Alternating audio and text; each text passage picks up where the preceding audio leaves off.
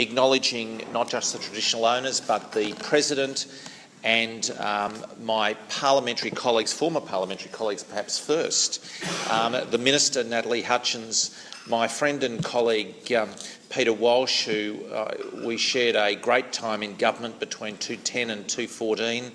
I was Health Minister, you had Ag and Water and all sorts of fabulous things, and I very much respect Peter's contribution, particularly in country Victoria, where his advice is much sought. And Samantha Dunn, who I think brings a huge contribution in terms of having a very strong background in local government. And I think Yarra Ranges, a diverse municipality, but a good preparation for the role that she now occupies. I'm going to both be political and not political tonight, and on one level, in the spirit of tonight, I want to begin by acknowledging the incredible importance of local government. Victoria is blessed with a magnificent model, and local government is something that we should treasure and is very precious. It is something that we should foster and support. If you move around the other states, and I used to do this as Health Minister, talk to colleagues in other states where there was not a local government of the type we have in Victoria, with its diverse reach and ability to deliver services and support to the community in the way we have in Victoria. And I think I reflect on that very often, thinking about the importance of local government to its communities, but also to state and federal government to be able to provide services and support in a way that is relevant, distinct, is able to reflect the different communities across the state. And I think we have to be very careful to foster that model. We have to be careful as state governments, and I'm not pointing the finger at any particular state government here, because I think state governments of all colours are guilty of this, need to be very careful with cost shifting and need to be very careful in terms of providing the funding and support that is critical to local government. So, in a sense, that's a statement of philosophy, but it is a genuine recognition of the importance of local government. And I put on the record very much my thanks to local government for the generous support and advice and collaboration when I was Health Minister. We could not have achieved many of the things that we did, whether it be maternal and child health or the very significant interventions through health and wellbeing plans. But I also want to say that there are some differences, and we've got to, I think, also respect the fact that local government is about local democracy and the distinct nature of local government in each area.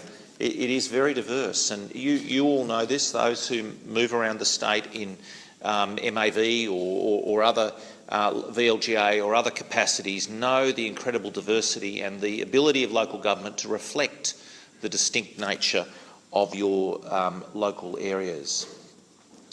I agree with the Minister when it comes to matters of local government and integrity, and sometimes I think local government could even provide a few lessons in here.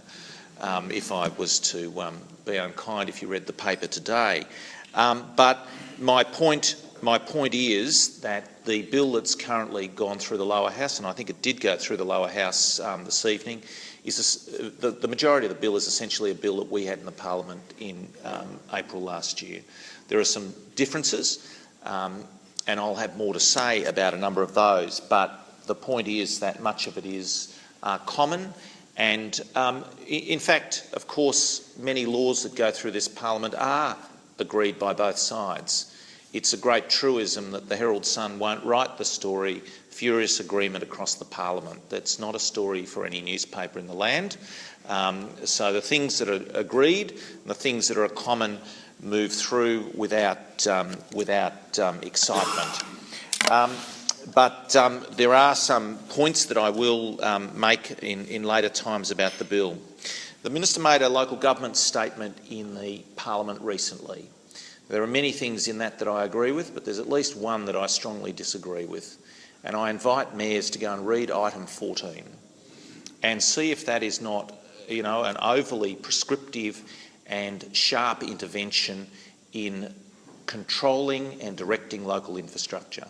And if you disagree with me, please email me. But if you agree with me, also please email me, because it's not, the tone of it is not something I agree with. And I think we need to be quite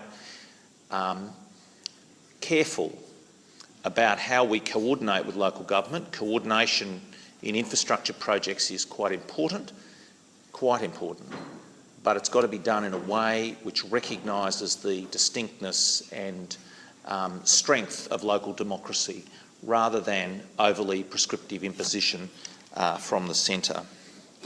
Equally, I want to say something about the need to stand up sometimes to federal governments, and I'm the first and very prepared to clobber a government of any particular colour that doesn't provide the support that we need to Victoria and to local government. So I'm very happy to put on the record my view that our federal government should well look closely at the federal assistance grants. They were frozen, as everyone in this room knows. In fact, not quite frozen. I think we're a few million up this year on a population adjustment. But I think it's important for us to be focused on saying what we need about the right outcomes in terms of money to our state. Equally, the same thing applies when it comes to state governments, and we need to make sure that the money coming from state governments is growing year on year to local councils. And many of the rural shires here will have felt the loss of country roads and bridges very sharply, and that is something that I didn't agree with, and I know Peter very strongly opposed that, the loss of that program. And we will continue to say more about the need for support for key infrastructure. Finally, I'm going to finish on one point, and that is that councils, I think, play a critical role in leadership in their local community, and that applies not only on social issues, and I pay tribute to the social issues that councils lead on, but also I want to point to the economic issues. We are not in a time where we can take our economy and opportunities for granted. And local government, in partnership with other levels of government, has got a critical role in leadership on economic issues, whether that be ensuring that the right outcomes are achieved with infrastructure, or the right outcomes are achieved in attracting investment and job-creating industries to our local communities. I pay tribute to that work of local government, and if elected, I know Peter and I and others in this room would be very proud to be working together for the economic outcomes for our state. In conclusion, thank you, President, for arranging this tonight. I think it is a very good innovation. I really, again, reiterate in a bipartisan way with the Minister the points about the importance of local government, and I really very much respect the mayors and shire presidents who are here tonight. Thank you very much.